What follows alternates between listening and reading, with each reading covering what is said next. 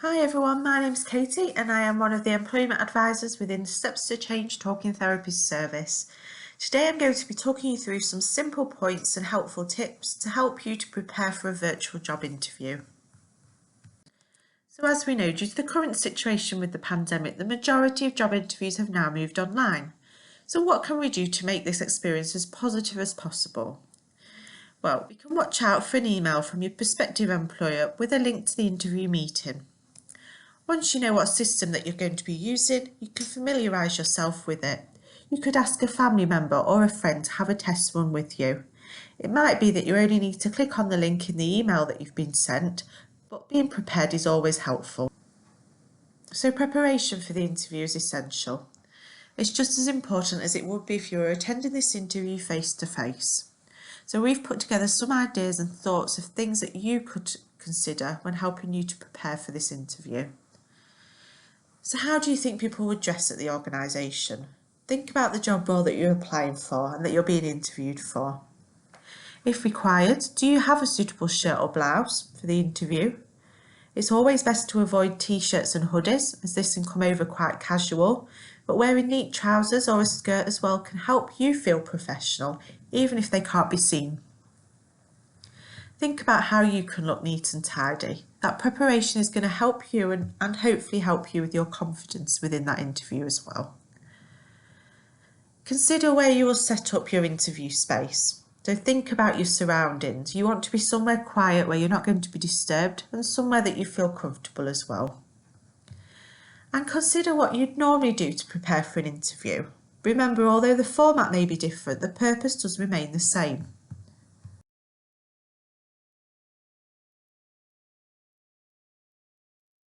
So the location of the interview does really matter, and that's why it's essential that we get this right. It will not only show that you're professional, but it will also allow you to feel more comfortable with your surroundings. Try and locate yourself somewhere quiet and free from distractions. Maybe if you don't have a designated workspace, you could make people aware who are in the house that you do need some time away and not to be disturbed during this time. Try and find a place with a neutral background so this doesn't cause a distraction. Sometimes personal posters and photos behind us does come over quite unprofessional, so it's being mindful that we have as neutral background as possible. And try and source somewhere with natural light. So preparation for a virtual interview is just as important as it would be if you were attending this face to face. Nothing is different when it comes to answering questions, so it's important that you're as prepared as possible. Gather what you might need, such as a pen and paper or a notepad, so that you are able to take notes and follow up after the interview if required. Having a diary or a calendar to hand can also be really helpful. For example, if you're asked to attend a second interview or if you're offered a role, at least you can say when you're able to commit to this. Think about your technology. Do you need any aids to assist that? So if you do need headphones or earbuds, make sure that these are available and to hand ready for the interview.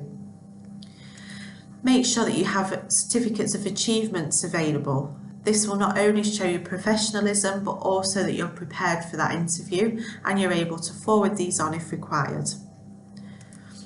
Having a copy of your application form and letter or email that offered you the interview can also be really helpful. You can relate to this during the interview. And don't forget your own notes and prompts. So it's important ahead of the interview to write down the names of the people who are interviewing you so that you don't forget them at a crucial time. Remember, it's generally easier to find organised paperwork as well, rather than checking things on your computer or if you're using a smartphone. So if you have that paperwork on your desk or in a place where it's accessible ready for the interview, this will show you're organised and prepared. And remember, as part of your prompts, to have your questions for the interviewers ready, which is generally at the end of the interview. But having at least 3 questions will help, again, show you prepared, but also it may trigger questions that haven't been answered already during the interview. Remember to just simply be yourself. Be the person who will be working for the organisation. This helps the interviewers to get a feel for who would work well within the team. Remember that interviews are a two-way discussion. You need to feel that you're able to see yourself working with the interviews as well. Don't forget to smile. Show that you're interested and engaged in the interview. Remember, you're there because your application showed you to be a great candidate, and you want to give a positive account of, even if you're not successful in being appointed to this role. You may feel that it's not the right role or organisation for you, or you will learn from this interview so you have a better chance when the next position or organisation comes along. This experience can also provide great training and confidence building for your next interview elsewhere, and you never know what you might learn that otherwise you would not know. So if you'd like some further guidance and information on preparing for a virtual interview, we've selected a couple of links to websites that could provide you with that guidance.